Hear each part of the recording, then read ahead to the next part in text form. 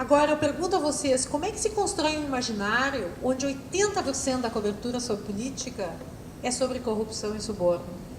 O que fica para esse imaginário? Será que isso mudou? Isso é uma das coisas que eu gostaria de reatualizar essa pesquisa, de voltar a fazer a mesma análise dos dados. Os atores, então, que nós encontramos são governos, políticos, os familiares de políticos, o próprio presidente na época, que era uma figura que estava muito... Vocês, talvez, alguns de vocês se lembrem da discussão que houve entre o presidente Collor, o antigo presidente Collor e o irmão dele, o Pedro Collor, a denúncia que foi feita na Veja, na Isto É, a minha amostra caiu durante todo aquele período histórico do Brasil. Os militares e o povo brasileiro também apareciam muito. Então, assim, as causas eram a impunidade, interesses privados, a impunidade, a crise moral, uma corrupção generalizada. Esses foram os grandes dados que eu encontrei. E o outro material que eu trouxe para vocês foi o resultado das entrevistas que eu conduzi com os nossos parlamentares no Congresso Nacional. Eu conduzi entrevistas narrativas, ou seja, eu pedi para eles, me contem a história do impeachment. Todos me contaram uma história, com apenas uma exceção. Houve um deputado que se recusava a contar a história. Ele gritava, esbravejava, ficava brabo com a história do impeachment e dizia: isso foi um complô, isso é um interesse oculto, o impeachment não... o povo foi manipulado. E eu dizia: mas deputado, quem sabe o senhor me conta essa história? E ele não contava. Eu não tenho como entrar aqui, talvez até seja interessante para vocês que estão interessados em teatro, mas a capacidade de contar uma história é uma capacidade psicossocial fundamental e é uma função da memória humana fundamental. Narrar é fundamental para preservar a memória social e existem muitos estudos que demonstram como que eventos traumáticos da história de sociedades, de povos, por exemplo, o Holocausto é um processo paradigmático na história europeia, onde durante muito tempo as vítimas do Holocausto eram incapazes de narrar, de falar sobre a história em função do trauma. Então, boa parte do trabalho psicossocial é um trabalho que se volta para o desenvolvimento de narrativas. E esse deputado ele não conseguia narrar pelo medo, talvez, né? Uma das interpretações que eu fiz na pesquisa é que contar a história do impeachment significava se deparar com todo um processo de ressignificação da política brasileira. Mas olhem, se vocês olharem para esse quadro, vocês vão ver um pouco, é um resumo das narrativas que eu encontrei. Então, essas narrativas se dividiam em duas grandes questões. De um lado, todos começavam me dizendo assim: o impeachment foi um processo que até há pouco tempo era impensável e inimaginável na história política brasileira. Ele significou uma nova era na política brasileira. Isso era um pouco a estrutura de todas as narrativas. Aí os políticos começavam a explicar por que era um processo impensável e inimaginável. E eles diziam: ele era um processo impensável e inimaginável por causa do povo brasileiro e por causa dos políticos brasileiros. E os políticos no Brasil jamais poderiam ter feito um processo como esse, porque eles eram corruptos, eles jogavam sujo, eles atuavam em interesse próprio. Mas vocês têm que imaginar que isso eram os políticos mesmo falando.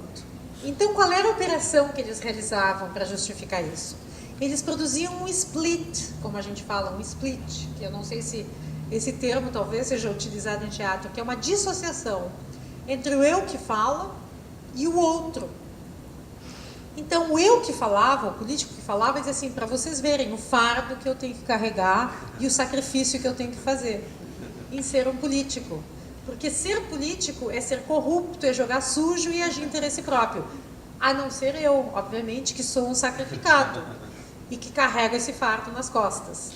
Isso é interessantíssimo na estrutura das narrativas, aparecia claramente. E o povo? Por que era imaginável ao nosso povo ter lutado e ter conseguido um processo de impeachment? Porque o nosso povo é ignorante, tem pouca cultura, não sabe fazer escolhas e vive esperando por milagres. Na visão. Era isso que eles diziam. Tudo isso é a narrativa dos políticos. Esse processo todo de valoração do povo brasileiro e da própria ação política coexistia na fala deles com esse discurso da nova era na política brasileira. Por que o impeachment foi uma nova era? Porque ele puniu a corrupção, porque houve a participação da sociedade e porque ele estabeleceu uma nova relação entre a sociedade e a política. Mas o final da história, eles diziam sempre, nada mudou e hoje o que existe é uma grande frustração. Então vocês vejam como que essas narrativas constroem o processo de impeachment de uma forma profundamente ambivalente.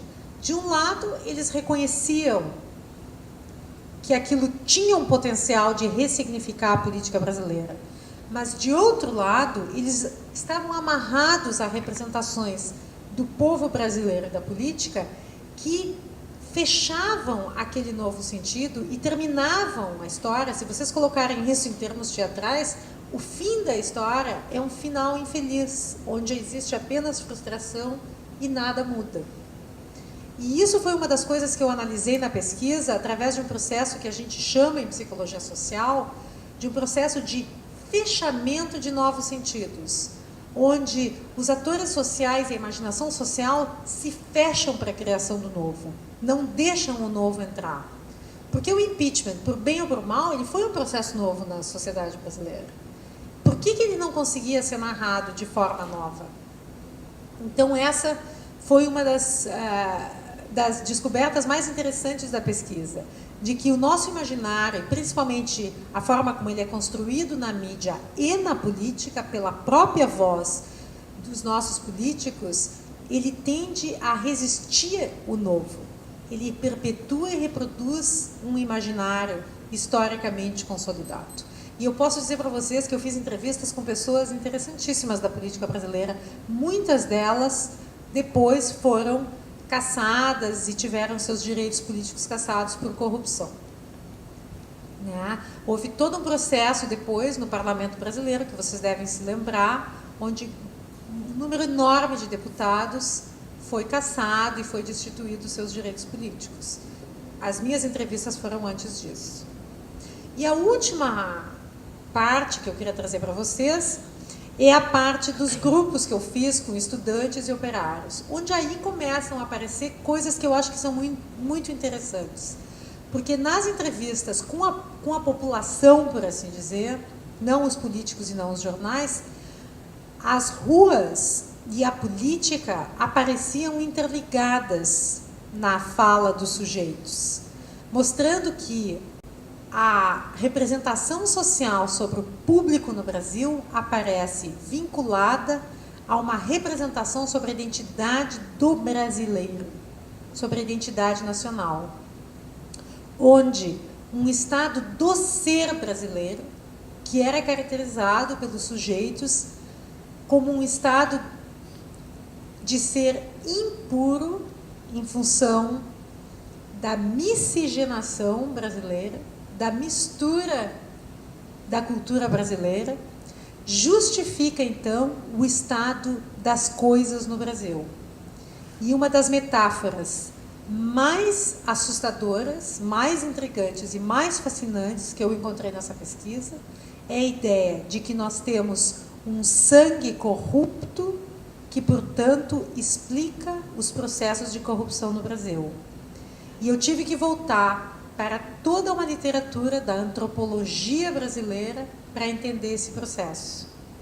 Um processo que se dá com a formação da identidade nacional, com o processo de hibridização e de mistura de raças que se deu no Brasil, que então é utilizado pelos sujeitos para explicar o medo, a corrupção, a impunidade, a onipotência do poder, o jeitinho brasileiro, a lei de Gerson, a dupla mensagem da lei, a falta de transparência, todos os significados que eles iam falando sobre a nossa esfera pública como centrais para a própria identidade do ser do brasileiro. E eu tenho assim falas no livro que eu coloco, que apareceram nos grupos, que são impressionantes, onde as pessoas falam no vírus do brasileiro. Por exemplo, uma das falas mais interessantes eu encontrei aqui no sul do Brasil, onde num grupo de discussão as pessoas falam: quem é que levanta o Brasil? São esses imigrantes, o pessoal que está nas colônias, são os alemães, os italianos, são todos esses povos que vieram da Europa. Aí eu pergunto, mas quem é o brasileiro? Dizem, o brasileiro sou eu. Eles dizem. Mas e quem que nós somos? Nós somos pessoas que já pegaram um vírus do brasileiro. Eles falam até na metáfora de um vírus para a tradução desse corpo doente que explica a situação nacional do Brasil. Então, esse conjunto de dados me levou a toda uma redescoberta desses avatares profundos da cultura brasileira que se relacionam com o processo de autointerpretação da nossa vida nacional, da nossa esfera pública, muito voltado aos processos de colonização e a forma como os europeus, no século XIX, pensaram o Brasil, pensaram o processo de embranquecimento e, junto com a nascente elite nacional, construíram uma autointerpretação que até hoje perdura. Uma autointerpretação que, de uma certa forma, nos desqualifica enquanto povo. Mas esse não é o fim da história, porque esse seria um final de história muito negativo e muito unilateral. Ao mesmo tempo que há essa negatividade da hibridização da cultura brasileira, há também uma associação que vincula essa cultura com a positividade do Brasil, com o fato de que é precisamente a hibridização, a mistura de raças que se deu no Brasil, a capacidade histórica da cultura brasileira para construir o híbrido que faz com que nós tenhamos uma vocação original para os começos, para a novidade e para a transformação. E há, em todas as representações que eu encontrei, uma ambivalência que mistura a positividade e a negatividade. E só para concluir, então, eu gostaria de contar um pouco para vocês, a partir desse campo representacional, como que isso se explica, né? Essas representações, elas emergem sobre imperativos culturais e históricos da sociedade brasileira, como eu estava dizendo. O cenário que emergiu nos meus dados não foi um cenário fácil. Olhem só.